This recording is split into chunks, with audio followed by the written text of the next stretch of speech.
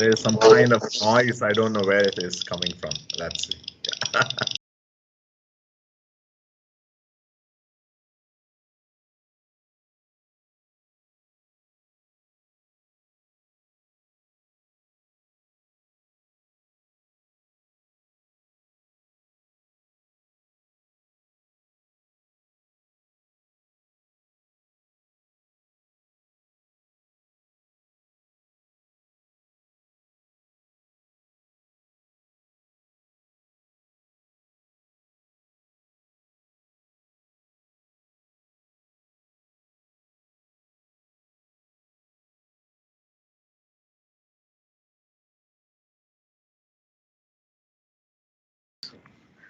A very good evening to all of you, my dear friends, and welcome for the SJ's Wellness series, second series of our wellness. And also, this is the third session that we are having in the second series of SJ's Wellness.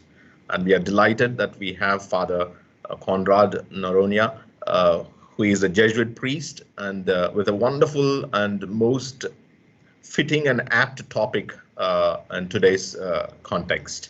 Readiness in healthcare emergencies. I have no doubt. I have no qualms to say that he's a most fitting person to take up this topic and well qualified. And in a short while, when I say the achievements and the beautiful autobiography about him,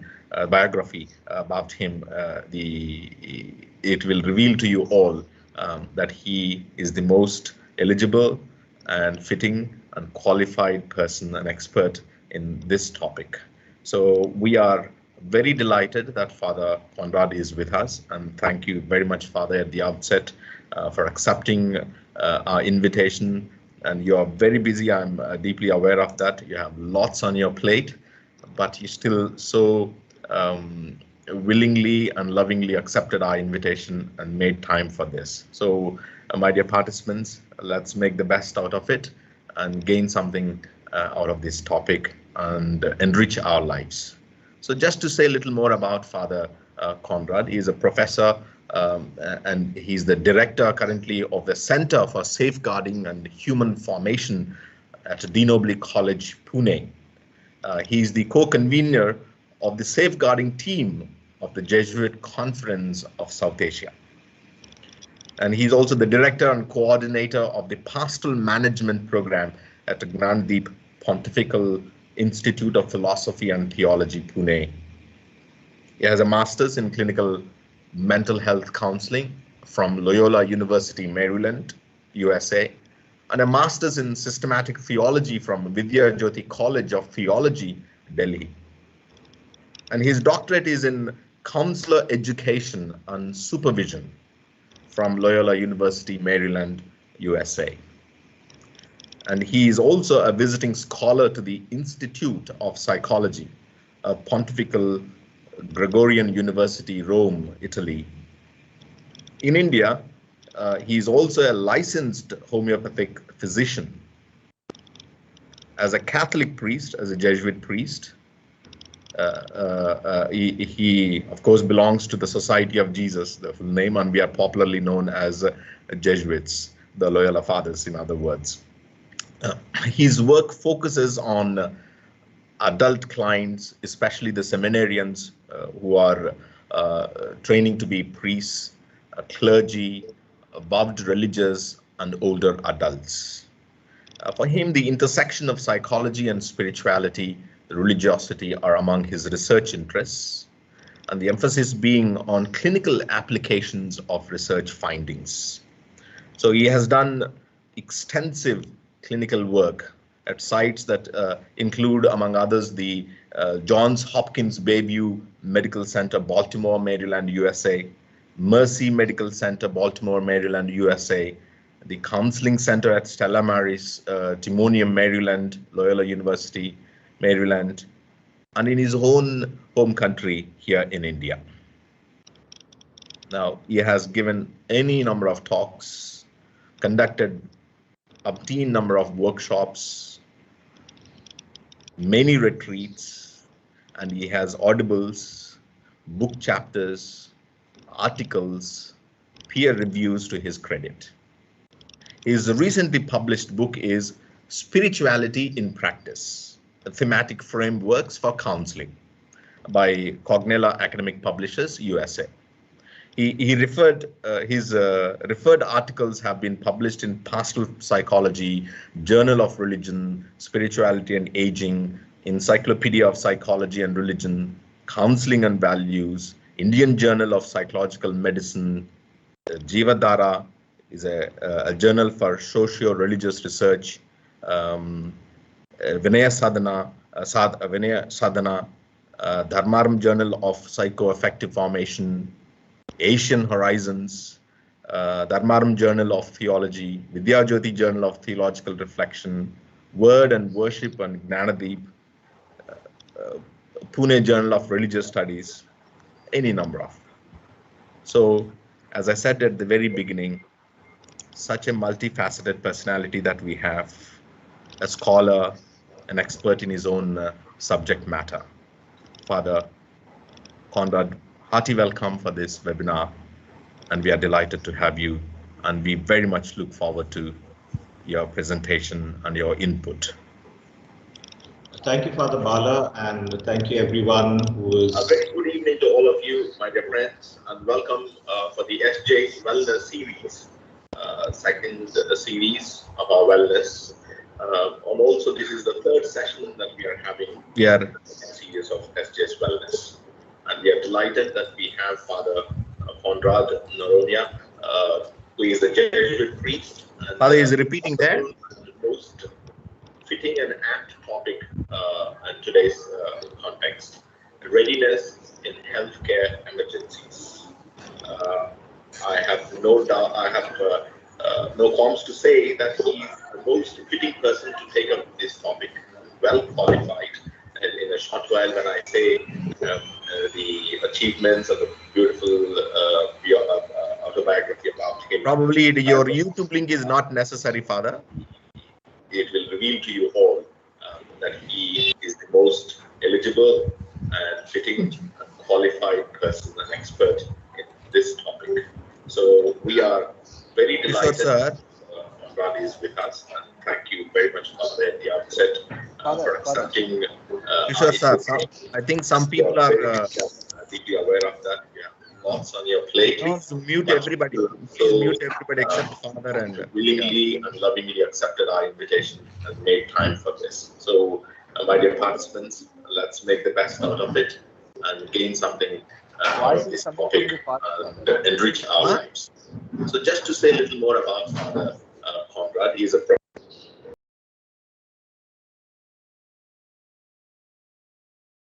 Sister Cletus, I think she was, Yeah, I think it was repeating what you had said.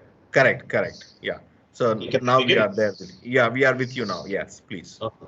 So thank you, Father Bala, for that introduction and for inviting me into this program to share some of my thoughts with you. And thank you everyone for coming to listen to what I have to say. My topic is readiness in healthcare emergencies, and I have broken up my presentation into three parts. The first part is situating the context, and the context, as Father Bala has just mentioned, is migrants and the pandemic, just as an example to understand a psychosocial way by which we, who probably are all counselors, therapists, or caregivers, would be ready in a healthcare emergency. It's also important for us to know that now we are 1 year after the pandemic started. So there is a lot of experiences which we have. The points which I will present will also open up thoughts about what had happened when it started and what it is now. The standpoint which I take is a professional ethical standpoint, and a lot of what I draw is from studies which have come out of the World Health Organization and also which are applicable to our own country. The first part is the context, then there will be some ethical understandings by which we will look at healthcare emergencies, not just in India, but also from the global to the local. And then there will be some psychosocial ways by which we can intervene in cases where there are large-scale emergencies. We of course know that if we have to really intervene at a personal level, there is a different way by which we understand trauma. And so we have the International Labour Organization in 2020, which highlighted that migrant workers experienced the worst of the economic crisis due to COVID-19. The worst, it's not that others did not experience. So they experienced these 4 bulleted points, just as everyone else experienced these 4 bulleted points, but much more. Prices of basic hygiene products, including detergent, soap, sanitizers for personal safety, because everyone was talking about sanitizing and washing, and then if they did not have money, where do they afford to buy the sanitizers from, and how do they afford to buy the soap? And prices interestingly went up rather than went down. Then food,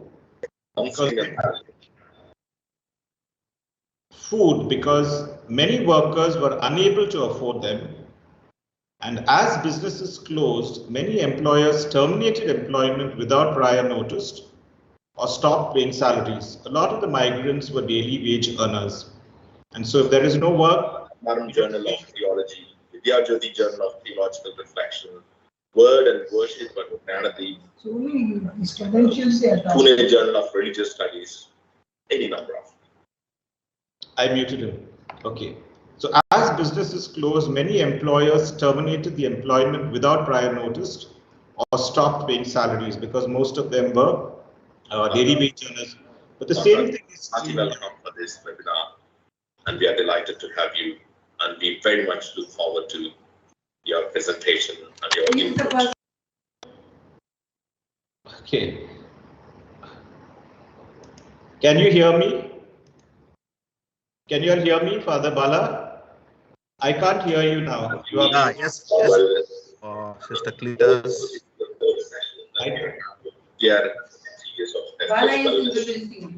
Sister, you are sister. Please, you are listening from both the things. I think you're disturbed. We can hear only. Kindly mute. Yeah, just keep it like that. I muted him, but he needs to know that he has to mute himself. So again, I just muted him. He's still coming on. Whoever this Sister Cletus, can you speak? Yeah. No, but it's coming time and again back. Yeah. Okay. So what then happened was there was panic and fear, and this panic and fear increased prejudice and abuse against many of these migrant workers, because they came in from different parts of the country to another part. And prejudice and abuse started happening because they thought that since they had moved, probably they were the ones who would transmit. Migration often brings with it stress, strain, and risk factors. And here, let's not focus only on these migrants whom we talk about, persons who have come to work. Anybody who goes to work, for instance, an Indian who goes to the US is a migrant or an immigrant, or whichever term you would like to use sociologically, or a refugee.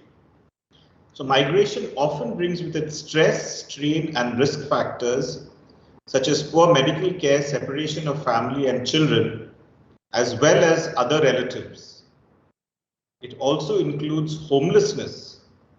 And if you don't have money, I mean, definitely you're out on the streets. Lack of food and water, xenophobic attacks. They are the other, they don't belong, so let us attack them because they are creating problems. Poor education, perceived and experienced discrimination, at a high risk of death and injury, especially if there is attack, and especially if they don't have food, or somebody has got a comorbidity who's a poor migrant and has to walk, and the person dies on the way. And we've seen pictures of pregnant women and things like that last year. Furthermore, there are social factors which need to be considered, like cultural bereavement. I am moved from one place into another place. That is a cultural bereavement thing, and we know that in the DSM, one of the categories under which this comes is adjustment disorder. So if you're looking at also DSM categories, for those of you who are psychologists and counselors, you all would consider this cultural bereavement also to come under adjustment disorder, and it would be something on axis 4. There could be culture shock, because a person has moved to another place suddenly. Social defeat. I have come to this place to work. I'm supposed to earn the money to support my family. And now I can't do it. So there is a defeat which comes in because I have to go back to where I came from and people will look at me as a failure. As well as a discrepancy between expectations and achievement and acceptance by the new nation place, which can affect adjustments. So if I move and I go back, if I'm a migrant, come to Bombay and I go back, there still is an adjustment issue. And then when I come back to Mumbai again there is an adjustment issue because my employers will ask me, are you doubly vaccinated? And now they will tell me that if you fall sick, I'm not going to look after you, you have to look after yourself.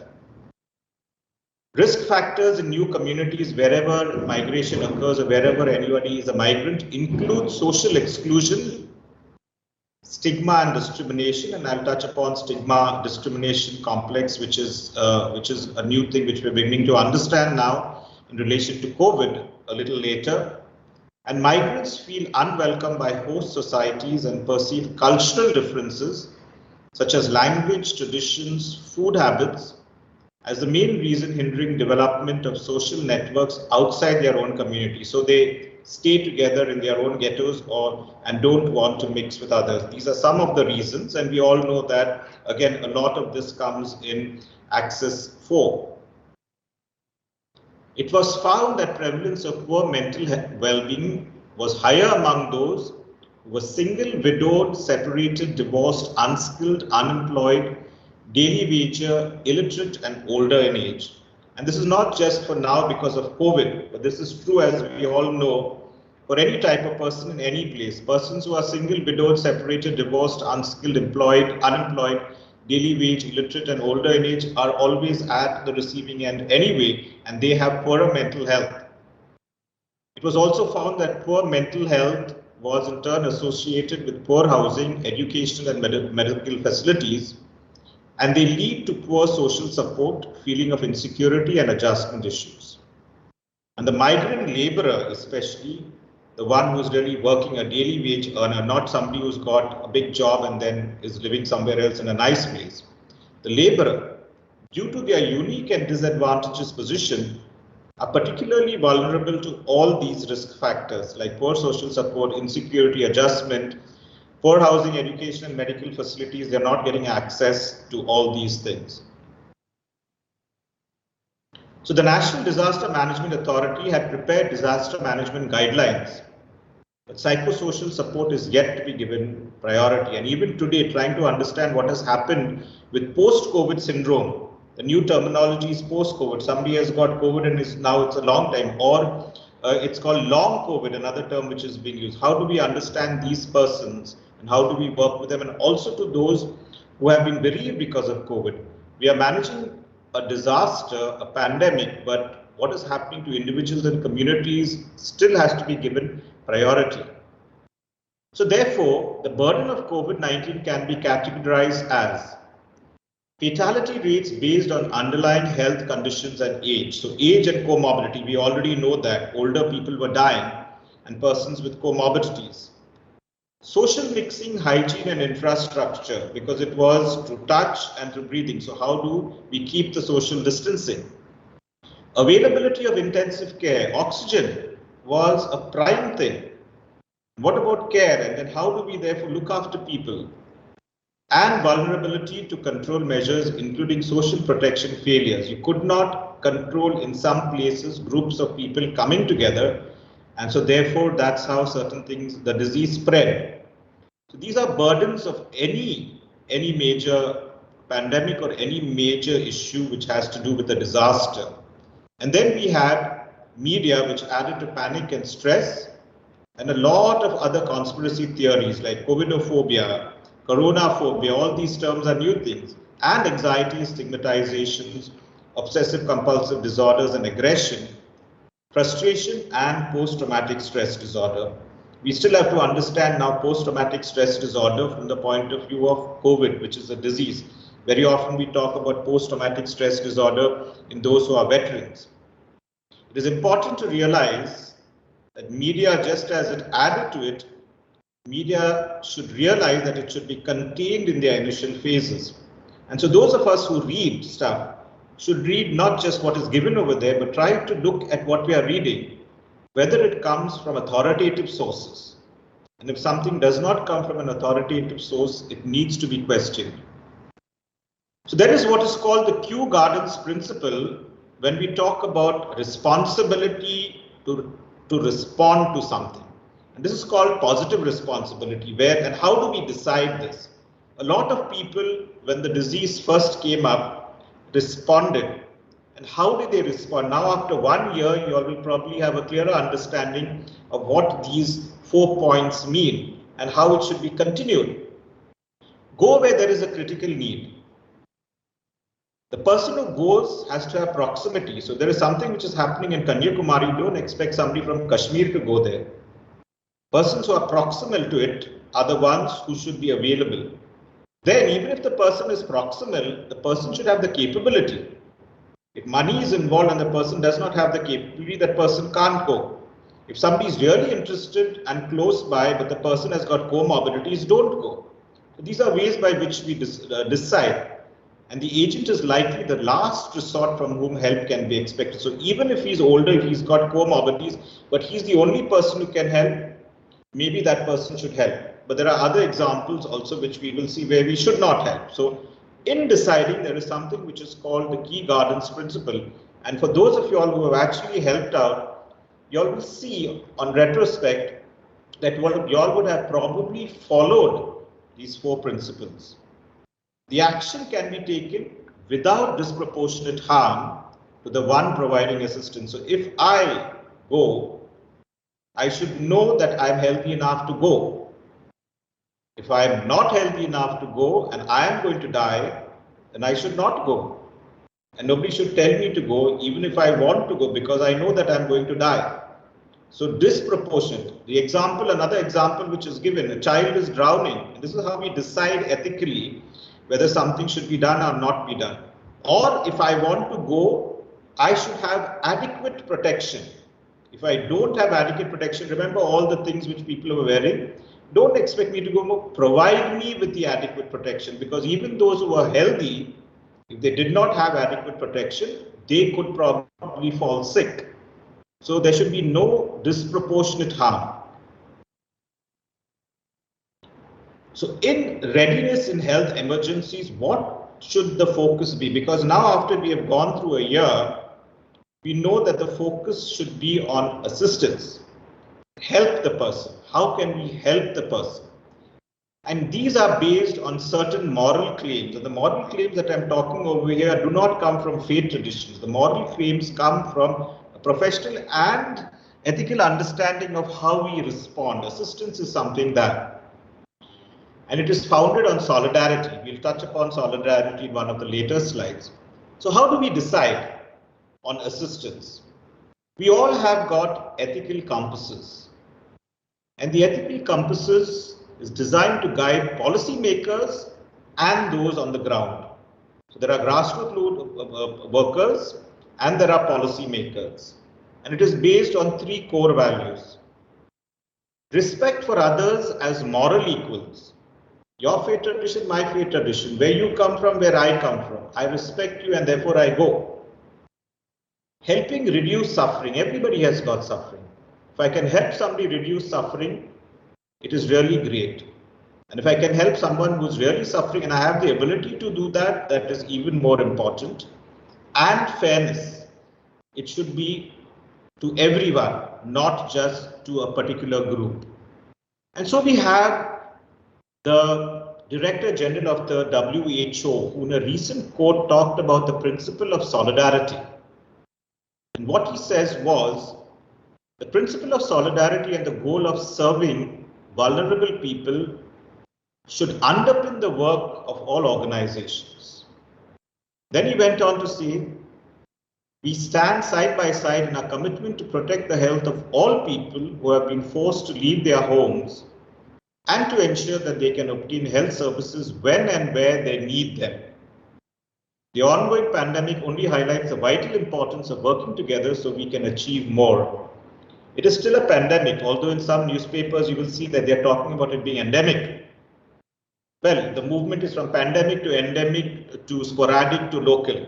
Well, it is still rising up and down in various parts of the world, so we still know that it is a pandemic. What has happened now is that there is better care which is available and a better understanding of what the disease is. The principle of solidarity should undermine everything that anybody who is a caregiver who's interested in working with people, and basically actually anyone who's got a good heart, you understand and respect the other in helping them. This then goes out to the principle of subsidiarity, which helps to determine whether the more local or the more global should take priority. This principle affirms that there are special duties within smaller and more proximate communities. What does this mean? If the pandemic is happening in India, the pandemic is also in India, India should first attend to its people. Don't expect the United States to help us. We should develop our own resources. And if it is in India, if Maharashtra has its resources, the center can help Maharashtra. Maharashtra looks after itself. And in Maharashtra, Maharashtra looks after smaller communities. And in the smaller communities, if we have the resources, we look after. That is how it is after. It is looked after. And then globally, standards are seen by which we can try and see how it reaches out to everybody. So in tandem with the principle of solidarity, subsidiarity also insists that when there is a serious need at a greater distance, or when local communities cannot or will not respond to this need, larger regional communities or the international community as a whole can have a duty to provide help. So if in a particular part they cannot look after themselves, then there are organizations which have the responsibility also to look after. So it is solidarity, yes. Subsidiarity, yes, but if in the subsidiarity people cannot look after themselves, then yes, the next level should look after. So that's where this assistance dimension comes in. Some states have less money, some states have more money. Therefore, center needs to provide for all, but some center needs to provide for those which need more help. Subsidiarity implies the primary responsibility towards internally displaced persons falls on the country of which they are citizen. Their own country has the primary duty to protect them. But if their country or citizenship fails to protect them or acts in a way that compels them to flee, the duty of protection moves to neighboring countries and to larger regional and international actors. So this is when people are traumatized, certain communities are traumatized. To give you an example, the Rohingya refugees, who fled and who came into our country, and they are seeking refugee status over here. And then, of course, we have to look at it as our country as well as at the international level, because the key principle is of equity and dignity of the persons, and so that everybody has a sense that they belong, whether it's a migrant or whether it is anybody when there is a pandemic. So reaching out to everybody.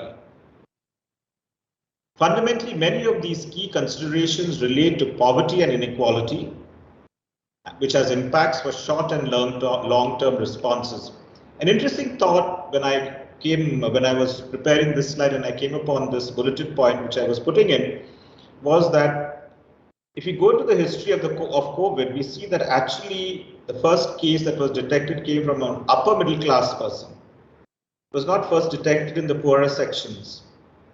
And we have got upper middle class and poorer sections living together, coexisting side by side. And a city like Mumbai, COVID was contained very fast in the slums of Dharavi. Everybody says, oh, those are slums, they should not have been, should have added a very long time. It was contained first in the slums of Dharavi. Later on, it was, lessened in the other parts. Here, I'm just talking about the city from which I come from. But since I was following that, because they went really intensely and the people also were interested in containing it. So affected settlements tend to be the poorest and more vulnerable, but we also have pockets of wealth. And those were the ones who had access to sanitizers, soap, water, isolation, whereas people living together did not have it, but yes, yet they took the steps.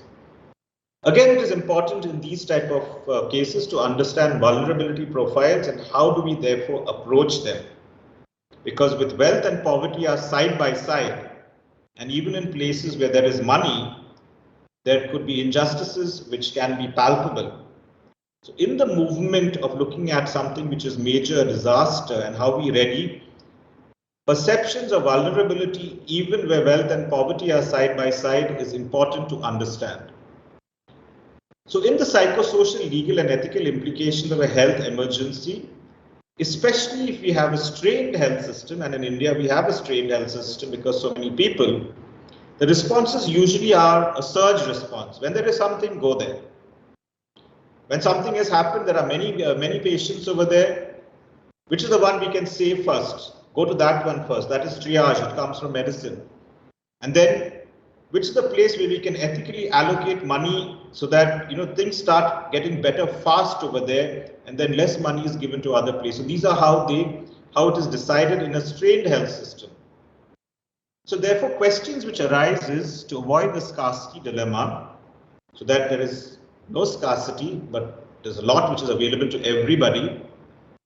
Balancing duties to individuals and to the wider community. Individual active treatment, wider community awareness building, because that's where everything gets transmitted, and to ethically allocate scarce resources. And then we've got physical distancing, protecting the most vulnerable among us, and informed and trusted communication. A lot of harm was done by what I call WhatsApp University, because a lot of stuff is transmitted which we are not clear about what it is. It may be right, but they may not be from sources which are accurate. And so informed and trusted communication, just as I mentioned earlier when I was talking about media. So assessing risk and having interventions proper are really what we need to get into. Some are isolation, quarantine, sanitization, and physical distancing, in which we balance public health and civil liberties. So people should have the freedom to move, but at the same time you say don't move because the disease is spreading in public health. And deciding how far government, states and communities should go in restricting, let's say I give you the example of movement. The ideal thing would be that all these people who moved across the country should not have moved. And they should have been looked at in the places where they were. The disease would have been contained much faster. But here again, resources, fear, prejudice, lack of understanding of what was happening, what is the disease and all, and people protecting themselves led rather to a movement. And then later on they realized that was not, and then they did not allow. If you see, we learn, and that is important where policymakers and persons in ground root help. Don't move them, help them where they are. And then it got contained much faster. And as affected countries implement control measures that restrict social and economic life, the questions is whether their governments have begun to provide economic support packages to mitigate effects on livelihoods. A lot of people lost their jobs, especially the laborer, and not just the laborer, even white collar workers and blue collar workers also lost their jobs, and there was a problem with money in many places, and people found it difficult to live. So therefore, what is needed is to dampen the spread based on the latest available science. As we learn more and more, and now we know, okay, we're learning more, 2 vaccinations, 2 doses, really important. The time was more, now the time is lessened. So see, we are learning, and people are constantly thinking about it. Improve the likelihood of medical care for the poor, urban and rural, whether or not they get infected. So even I don't get infected, but I've taken both vaccines. I could say, no, I don't need to take vaccines. And somebody who's got infected, they say, okay, now you have to take it after a certain period of time. See, we have learned through science. Provide economic, social and physical improvements and protections to the urban poor, including migrants, slum communities and their residents, so that they can improve their long-term well-being, because we still don't understand the disease. We don't understand clearly long COVID, what is its effect on long COVID. So long-term welfare of persons is also important. The following should be implemented in disaster management. Informal settlement, slum emergency planning committees in every urban, rural, informal settlement. People should not be moved. A moratorium on evictions. Immediate guarantee of payments to the poor so that they don't have any money and they cannot access medicine, then they're going to fall sick. Train and deploy community health workers so that people go and do awareness and tell people, okay, you need to wash your hands at least when you come back home, if you can't afford sanitizer. And then if you have to wash your hands, sanitation should be provided. If there is no water, how do you wash your hands? Right? So water, sanitation and hygiene. food for assistance to keep up person's health, and develop and implement a solid waste collection strategy, because otherwise disease will spread, and implement a plan for mobility and healthcare. So if they can't come to us, we go to them. A lot of that is being done now with the health system coming to people and vaccinating them, so that people don't have to go. You know, these things can now be organized. Clear, scientifically substantiated and transparent information should be there, and encourage messages of support, especially to healthcare and other essential workers. There was a problem with healthcare workers sometimes who were living in places, and the societies and apartment complexes were saying, you all are bringing the disease back to them. They were actually going and helping people. So therefore, structured related programs can be created, and academics, policymakers, researchers, and health professionals should lead these programs to combat misinformation, stigma, discrimination complex, and fears related to COVID-19. Now the fears seem to have reduced, but they are still there because people know that they can get better. It is likely that the number of migrants and refugees will continue to increase over the years, and healthcare services have to be prepared for them. People have already begun to move. Countries have started opening up. People are going across countries. So healthcare services have to be prepared for anything that can come up. Adequate resources and collecting more information about the impact of culture on a migrant patient's clinical presentation may help provide better care. What do I mean by the impact of culture? Especially if persons are living together and someone has got it and they're not mixing with the others. We know for sure if somebody has got it, we need to check also all the others. That is the social distancing. Or in cultures where they don't talk about it and then people are just dying. So therefore, cultural mediators can be used, and culturally competent of all professional staff. So even though I might be competent, I might not be culturally competent. If I come to Andhra Pradesh, I don't speak Telugu. So I will certainly need Bala or someone else who speaks the language to help me understand some of the nuances of that place, because Bala would be the expert in understanding the nuances of that place over there. Just because I am got the degree does not mean I'm culturally competent. I may be able to understand things. So this comes from the local, and they need to. So I can go, but I may necessarily need Father Bala or somebody who speaks the language or understands the various nuances to be able to help persons better. So therefore, improving institutional cultural competence could increase the quality of care at a systemic, organizational and institutional level. And so cultural competence training is very, very important in the utilization of mental health services, as different from just somebody who's got a disease. So the cultural component of a mental health disease is not the same as, say, oh, he's got high blood pressure or he's got diabetes or anything of that sort. So it has been found that the evidence-based approach to diminishing the effects of these problems is to carefully deliver psychosocial interventions that operate on the feedback of standardized outcome measures. So what do I mean by this?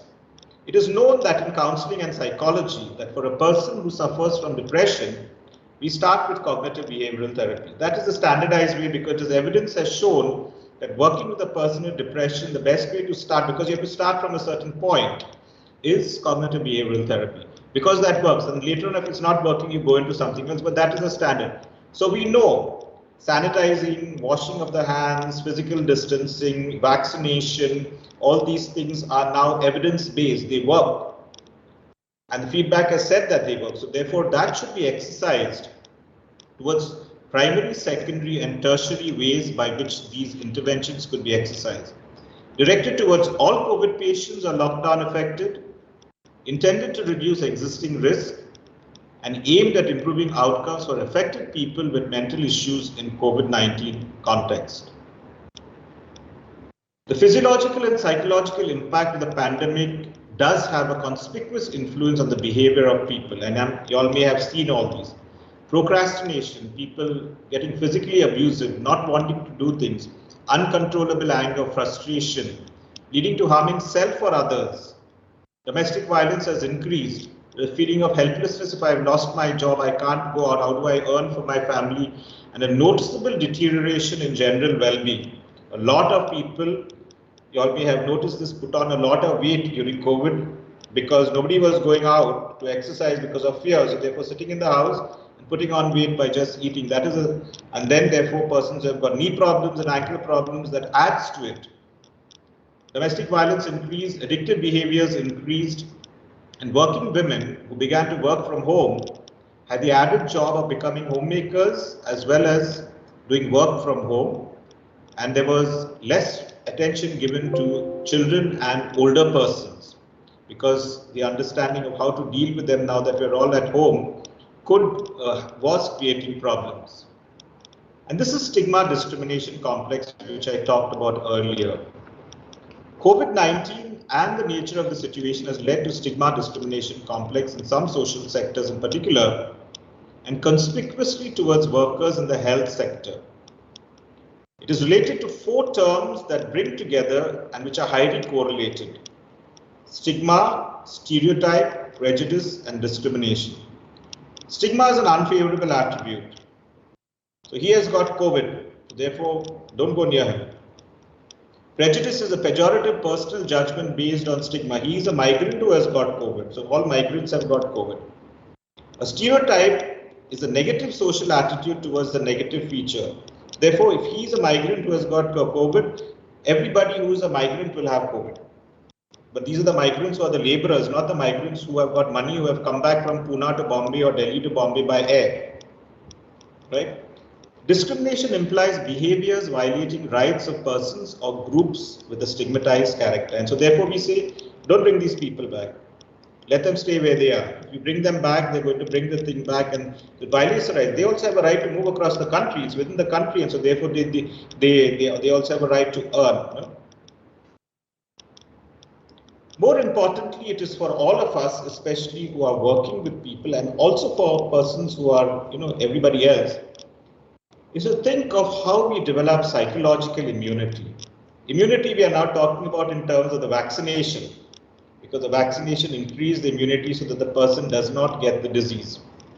Psychological immunity is defined as a system of adaptive resources and positive personality characteristics that act as psychological antibodies at the time of stress. So what are these positive personality characteristics?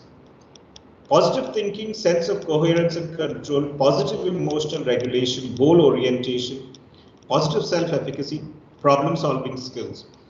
And it works at different levels, and it's for us as counselors and therapists to help people, even if they have difficulties, to work with these. Positive thinking is a character strength that can encourage people to look for hope in the extreme situations such as COVID-19. It comes from positive psychology. A sense of coherence and control can help individuals determine the meaningfulness of the crisis situation and encourage their belief about control of the situation within themselves. Positive emotional regulation can help people dealing with the negative emotions pertinent to COVID-19 and associated uncertainties of the future. And therefore, you can have specific interventions which can be based in working with people to deal with these things. Goal orientation can encourage individuals to rebuild their short-term goals of life considering the current scenario. Goals can be devised as goal of the day that encourage individuals to live in the present moment. Positive self-efficacy further enhances people's belief in their abilities to achieve their predetermined goals. And problem-solving skills can help individuals to define problem situations and look for alternative ways of dealing with them. So this helps in developing psychological immunity, which brings out personality characteristics of persons, and they become the antibodies in terms of stress. And they say this also, there are persons who had COVID. Those who recovered were the ones who were positive. Some of the ones who could have recovered but were not positive died. We have a similar thing which comes out of yoga, the yogic tradition. Jnana Yoga, Karma Yoga, and Raja Yoga. In Jnana Yoga, it says first it's important to flatten the ego, wants to flatten the pandemic curve. So I will do all I can for myself to help myself. So we help ourselves and we help the others. So it's not just me. The path of action Krishna is also emphatic about the need to protect oneself in order to be able to effectively carry out one's duty. So even those who are going out, and it is uncertain, also please wear all those masks and all that stuff still. Don't, not do those things. And finally, the path of meditation, which offers a multi-pronged approach to a healthy lifestyle, which may improve resilience. Resilience is toughness to the illness and its severe consequences. That is one of the ways. These are also ways by which we can do emotional regulation, which was in the previous slides. These approaches are of particular relevance for stress reduction and resilience building in individuals faced by COVID-19 related emotional difficulties, as well as healthcare providers. Some tips for resilience, all R's: relate, relax, review, routinize, rebound. Relate to what is happening, relate to the other. We. Relax. Find your ways of relaxation. Review what is working and what is not working. Make it routine. It's very good to get back to a routine. And we all know this when somebody is recovering from any issue. Help the person routinize, because when a person is routinizing, the person comes back to a level where the person begins to function. Then you take it from there. So getting into a routine is important. And if a person has fallen back, rebound. So finding from inside what is there to help the person rebound. These are all tips to improve resilience in persons. There are other R's, other approaches besides the 5 R's I gave you. Telecounseling, because we're indoors. I'm not much of a strong protagonist for telecounseling because we don't really see the whole body of the person. But we have to make do because of the situation, and people want to talk. And now with facilities, I'm talking to everybody in Andhra Pradesh and elsewhere. So, it's through not coming over there, over the miles. Telecounseling, psychosocial education in coping with stress, which is something which Father Bala is doing through all his webinars. Referring for medication, being very clear that if medication is required, we need to do medication or other interventions. Group and community support. We are a people who live in community. Collective society, collectivistic society. We are not an isolated society. We need people around. How that could be done? WhatsApp now allows for 6 as far as I know. There are people who have other things, devices and other ways they can talk across the country. There are 2 ways of therapy which are very good: CBT, cognitive behavioral therapy, and EMDR, for those of you all who know it, eye movement desensitization and reprocessing. Besides that, there is something which is similar to ER, which is called integral eye movement therapy, similar to EMDR. And learned optimism, trying to be optimistic, as I talked about earlier when I was talking about positive psychology. Martin Seligman was the person who started this movement in positive psychology. And as I also earlier mentioned when I was talking about the Oxford study, evidence-informed methods. Start with what we know is working, because that is working. Start with that and then move from there to where things, how you would work with every individual person or every community. Trauma calls for one's ability to exceed his and her coping resources. And a lot of us have found ways through cooking, cleaning, meditating, finding new hobbies, and attending a lot of webinars. I think it's now reduced a little bit because people are moving around more.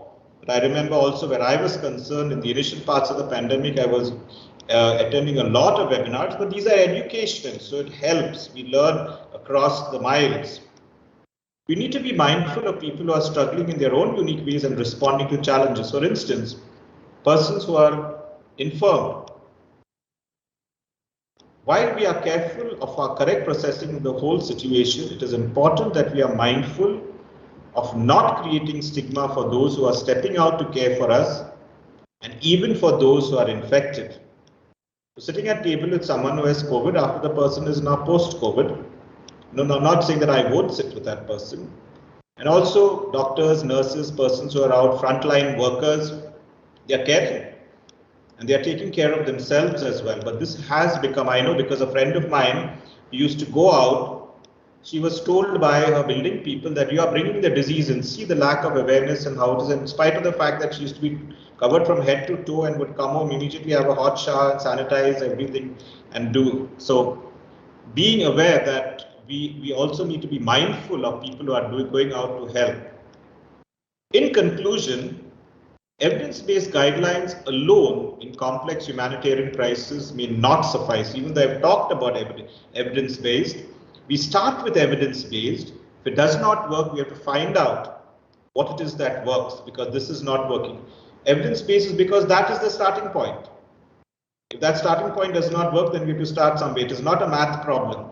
Human behavior and all these movements are not like a math problem where we know. We can do a sort of a forecasting, and all this forecasting was done. But sometimes adaptation of existing standards would have to come into play.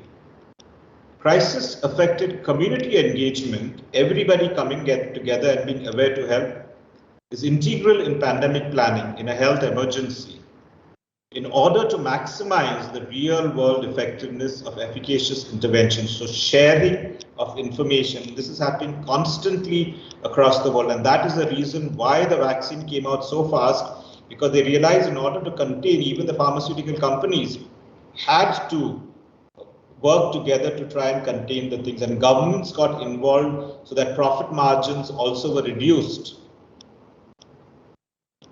While the virus has shaken the very foundation of life, it has also made us aware and appreciative of what we have and be grateful for that. It has kept us afloat with family time, bonding, sharing, trying out different things, housework, honing professional skills, learning new hobbies, developing new interests, all in a day's work. Life certainly has changed and realigned itself for each of us. Staying safe and healthy as individuals, family, and as a productive member of society is essential for our survival and well-being. And just to end, a couple of questions for us to reflect on. You don't have to answer them because this is not a question and answer. I mean, this is not an examination, but question and answers are welcome after this last slide. Because do we hold on to our old values or reframe new ones? Things have changed. People talk about it's normal outside. It's not normal outside. It's the new normal. So therefore, what was before and what was now is different. Do we learn to hold space for others and be their ally, even if it is by maintaining physical distancing?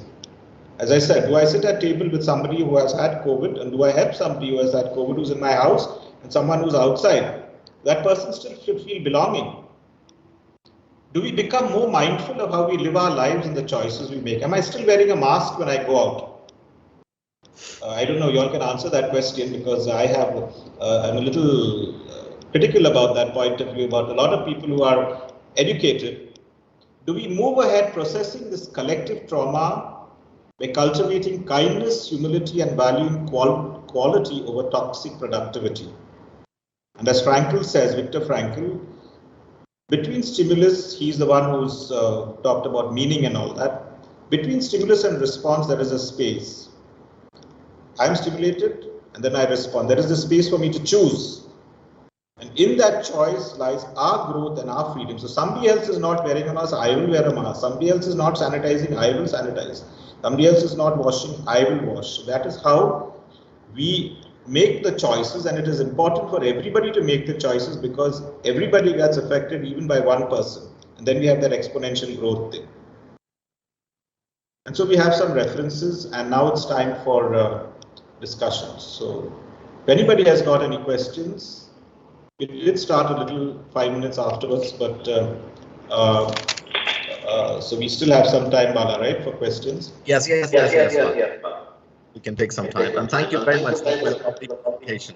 I've started off so well that the global pandemic into the situation is a context, and you have not only just for the individuals, but I can see there are points for the people who are supposed to policies, who are supposed to make the policies implemented in a proper way. So at the international level, at the national level, at the state level, at a local level. So it was wonderful to see that you have started up at a global level and have come to the individual level. So thank you very much for clarifying those things. And also you have started up so well that we have a responsibility not only to available, am I nearby, all these things you ask. But don't you think there is a lot of given our context and culture, there's a lot of family pressures and expectations from each other. I know I want to follow those Kew Garden principles and say to myself, well, I'm not in a situation to assist now at this point of time. Would I not be judged if I have to realize for myself? So that is a lot of fear most of people go through. Heart of heart, they know that I'm not able to assist, though I like to assist, but to protect myself and others, I'm not ready to assist. But the society around me, my own family, my friend circle, thinks otherwise. Maybe I'm jealous, I'm selfish, and I don't render my help. So how do we deal with such expectations? So that is the question I'd like to throw on behalf of all of us. Well, when we're looking at this Kew Garden principle, it gives us an outline which to follow. Your question is very contextual, specific with regard to our Indian context as well as expectations that people have of us. First thing is, people now understand more about the disease. Initially, it was that you need to come and help. Why are you not coming and helping? That thing. So therefore, when there is more education and more awareness, people will know who to call on and who not to call on. So if I have got a comorbidity, and I know of many people who went out who had comorbidities, high blood pressure, diabetes and all that, who went out and they were not adequately covered. Go out but be adequately covered. Or better still, if you really have got very serious diabetes and high blood pressure, don't go out, but see if somebody else can go out to help the persons in need, because they are contacting people who can help. That is how it will be looked at. If safety precautions and safety measures are put in place, then certainly persons can go out. All those who went out, healthcare workers, social workers, doctors, persons who are of interest, clergy and religious who went out always with adequate protection. Because they are going to come back into their families. No? Yeah. They won't come back to their families and they have not adequately protected themselves. There's a danger of them bringing it back to the place where they are going. Now, the difficulty is in persons who can't help themselves, those who are totally isolated. So therefore, access to resources. That's why in one of the points I said the community workers should go around. I'll give you an example about my family. I had to rush to Mumbai because my brother and his wife were diagnosed with COVID. And I have a 91-year-old mummy and an 11-year-old niece. And there was nobody to look after them because our society was very strict. They said, once you are diagnosed, because it ought and then they breached confidentiality over there.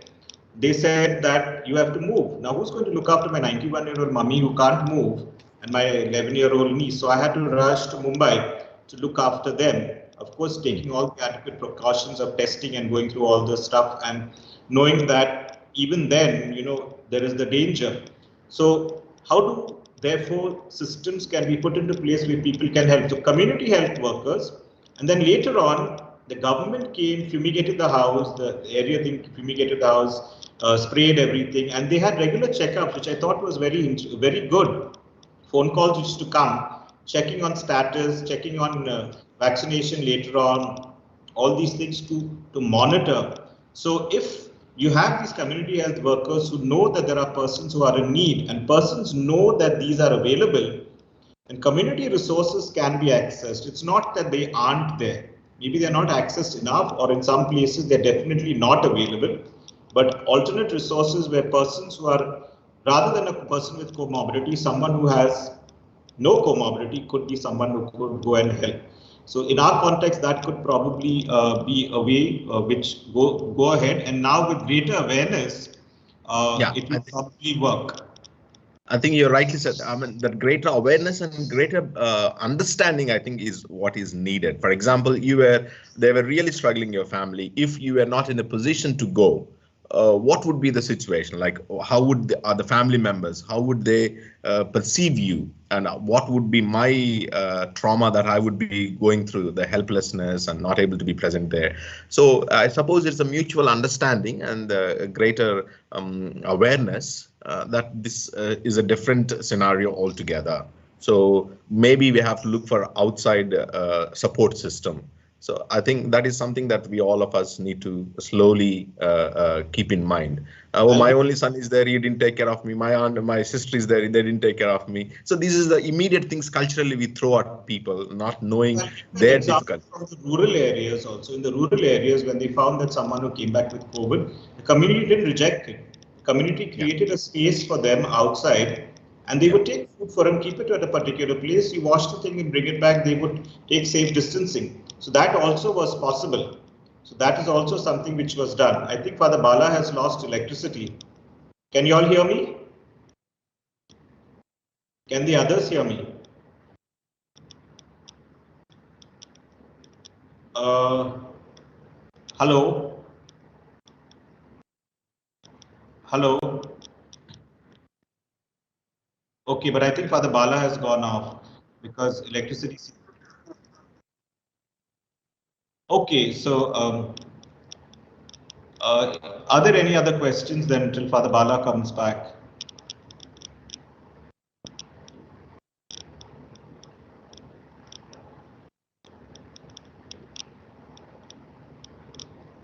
You have, I see somebody's hand up there. Is that a hi or is that a question? I can't see the name, but I see a hand up. Francis Gerard, is your hand up? Do you have a question, or is there? It's a hand up which you had put right in the beginning to say hi.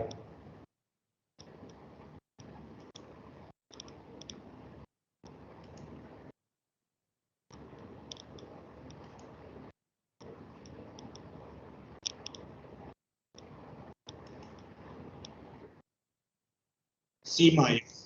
Yes, Seema.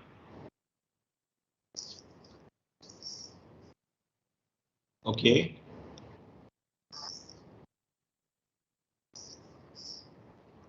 Yes, I've asked for if anybody else has any questions. I don't see, I just see names, but if anybody has got any questions, please ask. Unmute and ask.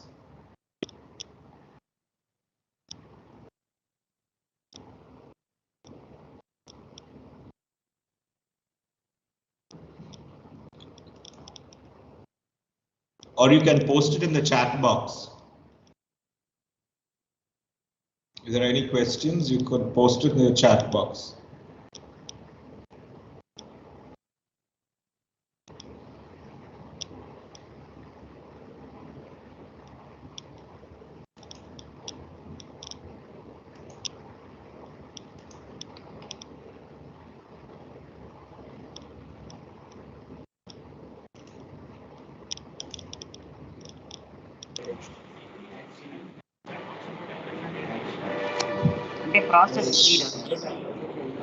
Hello?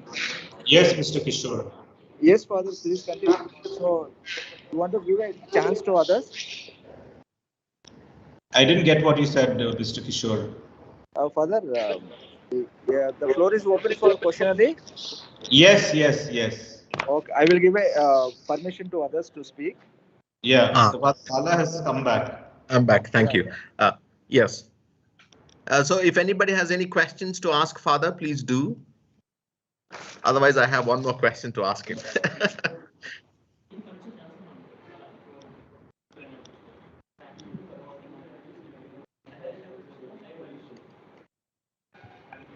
Anybody?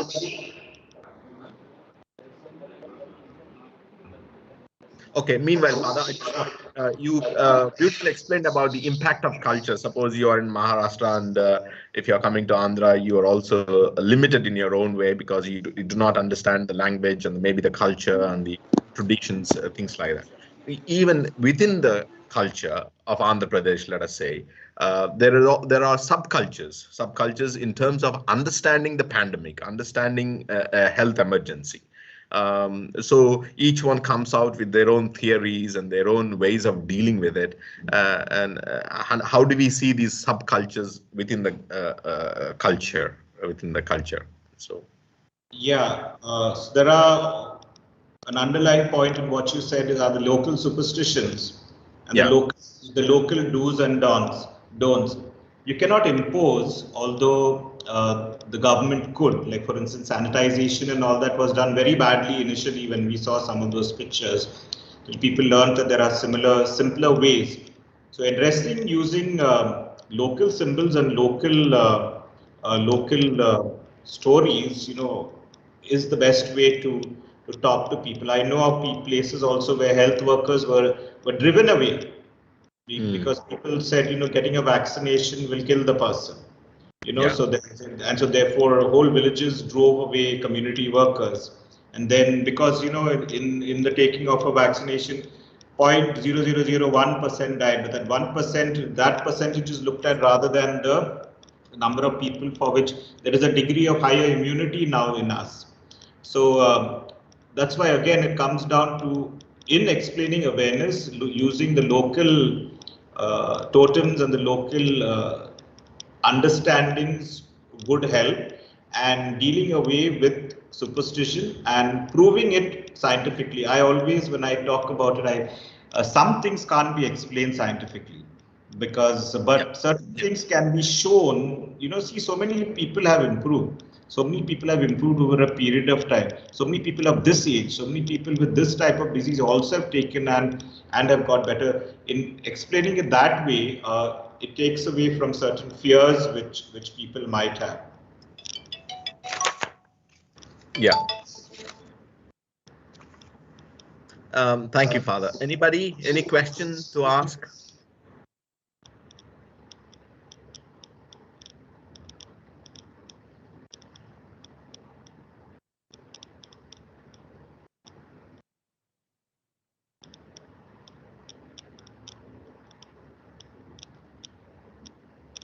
Yeah.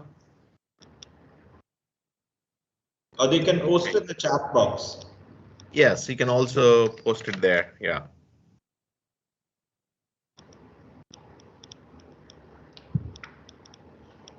When you gave us some points about the psychosocial immunity that we all can develop, the positive thinking and sense of coherence, and could you tell a little bit for the sake of audience, what is this positive self-efficacy? So a little more on that with an example for the benefit of the audience. Self-efficacy is how a person is known, for what a person is known. So like when you introduced me, you said many talks he has given. So I suppose that means that, okay, he is known for the many talks that he gives. So that is the efficacy. So all of us are known for something or the other, whatever be it. Even if we think of ourselves in many negative ways, people will always also see certain positives in people. They will say, no, you Konrad, you Althea, you Saraswati, you Chitra, you are known for this. Therefore, that is your efficacy. You are known by your action, or you were known by certain things which you do. And the same thing is for the negative. But here we are talking about positive. And when we have this positive dimension and we are looking at this positive dimension, especially in moments which are low, we work at that positive thing and keep at it continually to rebound, as I said, when I was talking about the resilience, and to remain at that level where we are functioning well, coming back to that. So focusing on that and coming back to that really helps in improving our, let's say, our positive outlook to life. So our positive self-efficacy is something which is can be explained from that point. So we are known by something, and how do we know that? Because others tell us that we are known by that, and here we are talking about the positive things. Focusing on those positives then helps us come out of any difficult moments which we have and help us to therefore continue forward. So Father Bala has gone off again. I think they're having an electricity issue in that place. So are there any more questions?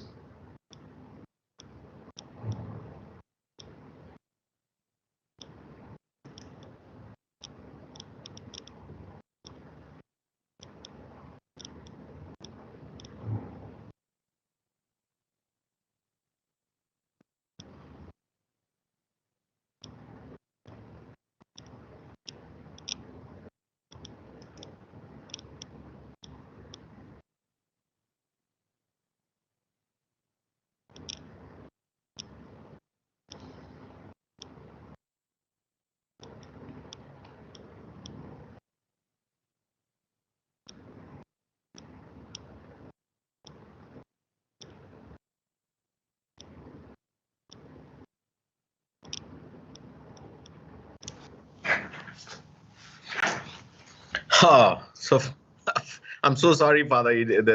This sudden current power cuts and then internet is off. Okay.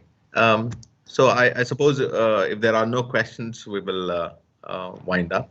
And thank you very much, Father, for a lovely presentation and highlighting various points at the individual level that we can build up our own psychosocial immunity.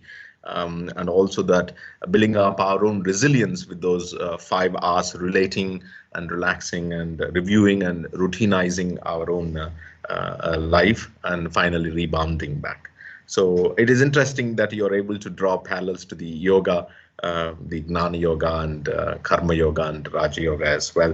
And thank you also to for helping us to always be optimistic about the situation of our life.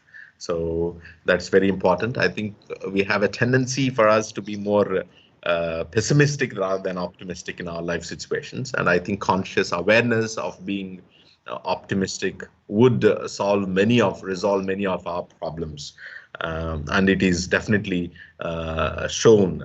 It is evidence-informed method that has been tested and tried, and many examples are there. So at the end of the day, you call us to be the very responsible and also how do we say that people who can be not only just for themselves, but live for the other who is around you. We cannot change the world, but we can affect somebody positively who is our neighbor, who is in our need. So it is definitely, I feel it is not just a psychological input session, but it is also spiritual, it is humanistic, it is emotional, and also a certain social relevance and educational. So you have touched upon various aspects of the pandemic situation that we are in.